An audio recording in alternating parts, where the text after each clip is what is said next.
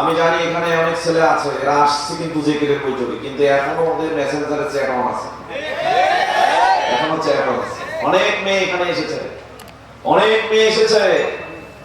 মেয়েদেরকে বলবো, মেয়ে তুমি এখানে এসেছো আজকে কোরআন হাদিস শোনার জন্য, কিন্তু তোমার মেসেঞ্জারে চ্যাট অন কেন? চ্যাট অন কেন? তোমার হোয়াটসঅ্যাপে চ্যাট অন কেন? বোঝো এই ছেলে, তুমি তো ঠিক ঠিক বলো, দেখো তো এটা ঠিক কিনা। তোমার বয়স 25, তোমার বয়স 30, তুমি রেকলেস, তুমি বেপরোয়া, শেক্সপিয়ারের ভাষায় তুমি উইন্ড, তুমি বন্ধ। তুমি মেয়েটার সাথে প্রেম করছো, চ্যাটিং করছো, মেসেঞ্জার চ্যাট অন, চ্যাটিং করছো। তুমি মেয়েটার সাথে কথা বলে একটা সময় প্রেমের ফাঁদে ফেলে তুমি তার নগ্ন ছবি তোমার মেসেঞ্জারে নিয়েছো। এই ছবি ডাউনলোড করে বাড়িতে বাথরুমে গিয়ে নগ্ন ছবি দেখে মাস্টারবেট করেছ। যুবক শোনো, বয়স তোমার 25, বয়স 30, তুমি রেকলেস, তুমি বেপরোয়া। তোমার বয়স 25, আজ অন্যের 25 বছরের মেয়ের সাথে তুমি 30 বছরে প্রেম করছো। তোমার বয়স 25, অন্যের 16 বছরের মেয়ের সাথে প্রেম করছো। যুবক জেনে রেখো, আর 25 বছর পরে তোমার বয়স হবে 50, তখন তোমার 20 বছরের একটা মেয়ে থাকবে। সেই দিন তোমার 20 বছরের মেয়ের সাথে অন্য 30 বছরের ছেলে প্রেম করে তোমার মেয়ের নগ্ন ছবি তার মেসেঞ্জারে নিবে, তখন কি করবা? তখন কি করবা? ছেলে ভাবো, ঘুমিয়ে আছে শিশুর পিতা, সব শিশুর অন্তরে তুমিও দিন পিতা হওয়া। তোমার আজকে 25 বছর বয়স, 50 বছরে তোমার 20 বছরের একটা মেয়ে থাকবে, তার নগ্ন ছবি প্রেমের প্রণয়ে আবদ্ধ করে আরেকটা ছেলে যখন তার মেসেঞ্জারে নিবে, তখন 20 বছর আগের এই স্মৃতি চারণ করে লজ্জায় মরে যাবে, তোমার কিছুই করার নেই। যুবক খুব সাবধান, তোমাকে বলছি এত রেকলেস হয়ে না। যুবতী বোন সাবধান, এত বেপরোয়া হয়ে না। তোমাকে বলে দিচ্ছি, মেয়েটা মায়ের কোলে মাথা রেখে 2 ঘন্টা আগে বাথরুমে যে নগ্ন ছবিটি উঠিয়েছে, মায়ের কোলে মাথা রেখে মেসেঞ্জারে সেই ছবিটা তার বয়ফ্রেন্ডের কাছে পাঠিয়ে দিচ্ছে। মা এখনো বুঝতে পারে মেয়ে কি করছে, এখনো বুঝে। যুবক তোমাকে বলছি, তুমি নগ্নের ছবি মেসেঞ্জারে নিয়ে ডাউনলোড করে বাথরুমে গিয়ে মাস্টারবেট করেছো, পারবে তোমার বোনকে সামনে রেখে মাস্টারবেট করতে? পারবে তোমার বাবাকে সামনে রেখে মাস্টারবেট করতে? যুবতী বোন তুমি পারবে? যে নগ্ন ছবি তুমি বাথরুমে উঠিয়েছো তোমার বয়ফ্রেন্ডকে দেওয়ার জন্য, মায়ের কোলে মাথা রেখে বিশ্বস্ততায় গোপন অভিসারে তুমি সেই ছবি তোমার বয়ফ্রেন্ডকে সেন্ড করেছো। যুবতী বোন তুমি কি পারবে তোমার মাকে সামনে রেখে ওই নগ্ন চেহারা ছবি উঠাতে, সেলফি তুলতে? তোমার বাবাকে সামনে রেখে তুমি কি পারবে তোমার নগ্ন চেহারার ছবি উঠাতে? পারবে না। শুনে রেখো, তোমার নবী কি বলেছে? সিলসিলা হাদিসের সহিহ 1055 নম্বর হাদিস, ওয়াকাল আলবানী রাহিমাহুল্লাহ হাযা হাদিসুন ওয়া সানাদুহু সাহিহুন, হাদিসটি এবং তার সনদ সহিহ। উসামা বিন শারিক রাদিয়াল্লাহু তাআলা আনহু থেকে বর্ণিত, তিনি বলেন রাসূল সাল্লাল্লাহু আলাইহি ওয়াসাল্লাম বলেছেন, মা কারিহতা ইয়ারাহুন নাস ফালা তাফআলহু ইজা খালাওতা। ও যুবক, যে কাজটা তুমি তোমার বাবার সামনে করতে পারো না, যে কাজটা তুমি তোমার মায়ের সামনে করতে পারো না, যে কাজটা করলে তোমার লজ্জা লাগে, যে কাজটা জানলে মানুষ জানলে তোমার শরম লাগে, যে কাজটা অন্যের সামনে করা যায় না, যে কাজটা বন্ধুর সামনে করা যায় না, যে কাজটা ভাইয়ের সামনে করা যায় না, সেই কাজটা তোমার নবী বলেছেন ফালা তাফআলহু ইজা খালাওতা। তুমি বাথরুমের ভিতরে ঢুকে ঘরের মধ্যে আবদ্ধ থেকে একাকী নির্জনেও সেটা করতে পারবে না। কি বুঝাতে চাও তুমি? তুমি আজকে একা ঘরে ঢুকে নগ্ন ছবি উঠিয়ে তোমার বান্ধবীকে সেন্ড করেছ, তুমি কি বুঝাতে চাও? তোমার বোনটা আজকে তোমার চেয়ে 4 বছরের ছোট। 4 বছর আগে জন্ম নিয়ে তুমি যেটা করছো, বাকি 4 বছর পরে তোমার বোনটাও কিন্তু আরেকজনের কাছে তোমার মতো করে প্রতারিত হতে পারে। কি করবা? কি করবা যুবক? তোমাকে কি দিয়ে বোঝায়? গোপন অভিসারের পাপ তোমাকে কি দিয়ে বোঝাই যুবতী বোন?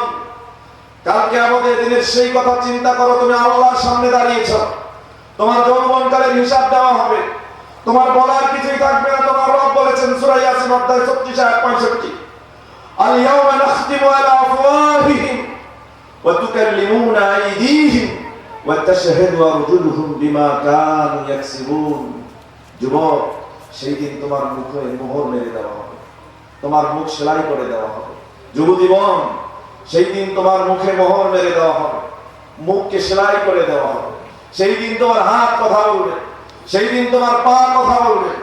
তুমি তোমার শরীর দিয়ে এই পৃথিবীতে যা করেছ সব তোমার হাত পা ফাঁস করে দিবে। কি করবা, কি করবা ভালো?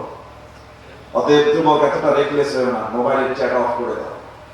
যুবজীবন যারা আমাকে শুনতে পাচ্ছ, মোবাইলের চ্যাট অফ করে দাও, মেসেঞ্জার অফ করে দাও, হোয়াটসঅ্যাপ অফ করে দাও, ডাটা কানেকশন অফ করে দাও। আজকে শেষ করে ফেলেছে ইন্টারনেটের এই দুঃপ্রভাব, আমাদেরকে শেষ করে দিয়েছে। চিন্তা করেন, আমি জানি না আমাদের দেশে কাজী নজরুল ইসলাম কোন ইন্টেনশন তিনি লিখেছিলেন, বিশ্বজগৎ দেখব আমি আপন হাতের মুঠোয় তুলে।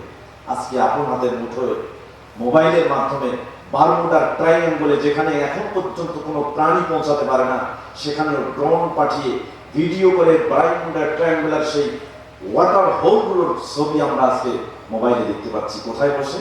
বাংলাদেশের রংপুরের হারাগাছে বসে। যখন কাজী নজরুল ইসলাম এটা লিখেছিলেন তখন ইন্টারনেট আবিষ্কার হয়নি। 1969 সালে প্রথম ইন্টারনেট আবিষ্কার হয়, সেটাও এই দেশে না, সেটাও পাশ্চাত্যে আবিষ্কার হয়েছে। তার প্রভাব তখনও এশিয়া মহাদেশে পৌঁছে নেয়।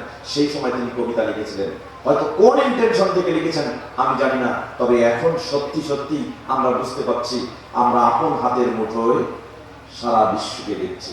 কেন দেখছি? আল্লাহর নবী মুহাম্মদ রাসূলুল্লাহ সাল্লাল্লাহু আলাইহি ওয়াসাল্লামের যুগে একজন সাহাবী ছিলেন, তার নাম হচ্ছে হুযায়ফা ইবনুল ইয়ামান। 35 হিজরিতে ইন্তেকাল করেছেন। তিনি বলেছেন, একটা হাদিস আসছে মুসান্নাফ ইবনে আবি শাইবা কিতাবুল ফিতান, ফিতনা বা বিপর্যয় সংক্রান্ত একটা অধ্যায় রয়েছে, 36733 নম্বর হাদিস। ওয়াকাল আল-বানী রাহিমাহুল্লাহ কি সিলসিলাতে হাদিস সহিহা হাযা হাদিসুন সানাদুহু হাসানুন সহিহ, হাদিসটি মুতাসাল হাসান ছিল। হুযায়ফা ইবনুল ইয়ামান রাদিয়াল্লাহু তাআলা আনহু তিনি বলছেন, লা ইউশিকান্না আইয়ুসাব্বা আলাইকুমুশ শাররু মিনাস সামা। ও যুবক, ও যুবতী, ও পৃথিবীর মানুষ, শুনে রেখো, খুব অচিরেই এমন একটা সময় আসবে যে সময় আসমানের ফিতনা, আসমানের অনিষ্ট তোমাদেরকে আচ্ছাদন করবে। হাত্তা ইয়াবলুগাল হায়াফিয়া, এমনকি এই অনিষ্টের ছায়া হায়াফিয়া পর্যন্ত পৌঁছে যাবে। তাকে জিজ্ঞাসা করা হলো, ওমাল হায়াফিয়া ইয়া আবা আব্দুল্লাহ, হে আবু আব্দুল্লাহ, হায়াফিয়া কি জিনিস? তখন তিনি বললেন, আল আরদুল খফরু, এমন ভূমি যে ভূমিতে মানুষ থাকে না, এমন জায়গা যে জায়গায় মানুষ পৌঁছাতে পারে না, এমন জায়গায় পর্যন্ত এর প্রভাব পৌঁছে যাবে।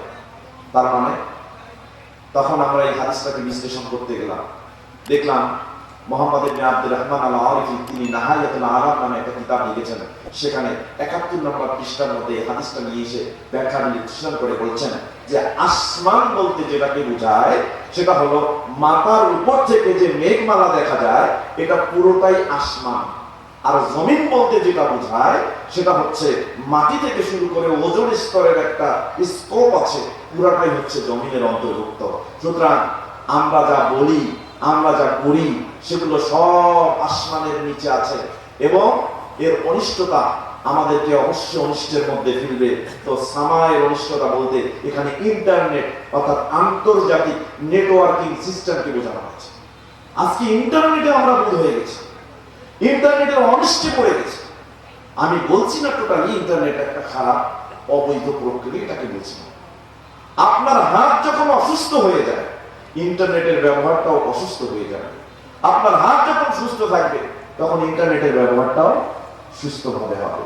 কিন্তু দেখেন আজকে যুব সমাজ জেনারেলাইজ, যুবতীরা ডেভিয়েটেড, তারা নীতিভ্রংশ হয়েছে, তারা পথভ্রষ্ট হয়েছে। কিসের মাধ্যমে?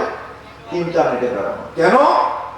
পরিবার থেকে ইন্টারনেটের ব্যবস্থাটাকে আমরা অবাধ করে দিয়েছি, সুবাদ করতে পারি না। এই জন্য আপনাকে বলছি, পরিবারের ছেলেটা, পরিবারের মেয়েটা যারা আজকে রেকলেস, যারা বেপরোয়া, যারা আজকে অনিষ্টের মধ্যে ডুবে গেছে, এখনো বাবা মা ভাই বোন যারা বড় আছেন সচেতন, এখন এই লাগাম ধরতে হবে, নইলে আর 10 বছর পরে এই লাগাম টেনেও আর সঠিক রাস্তায় আনা সম্ভব নয়।